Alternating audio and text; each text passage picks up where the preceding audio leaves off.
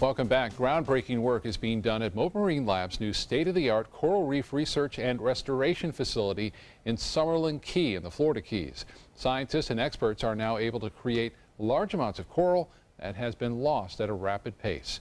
ABC 7's Rick Adams joins us now live from the Florida Keys with more tonight. Hi, Rick.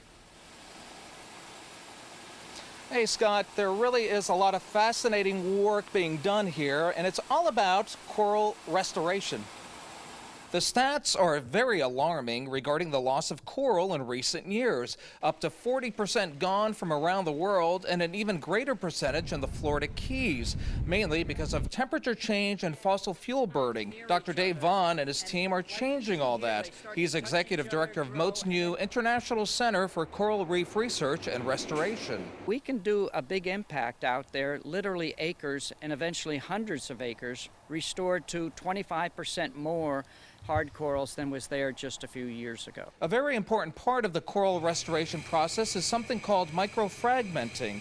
What happens is tiny pieces of coral are cut from a larger piece. The small piece of coral is then nurtured and grows into a bigger piece of coral, which is then ready to be placed in the reef system out in the water. Once we cut them, we superglue them to these plugs, and then we keep them in our raceways for 6 to 8 months. Sometimes as fast as 4 months, these corals will fill out the size of the plug depending on the species. During the time prior to the replanting of the coral, Mote crew members keep a close eye on the huge nursery of coral and keep them clean and healthy by pulling off algae and suctioning things that shouldn't be there. Sea life such as sea urchins help with that process. There are even studies being done in Mote's lab on whether or not certain microscopic babies of coral can survive in red tide.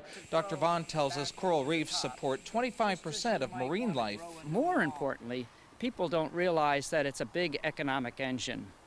Here in Florida, it's close to a $5 or $6 billion industry. 70,000 people have jobs directly related to the reef. Dr. Vaughn says coral that used to take 25 years to restore is now done in 2 years.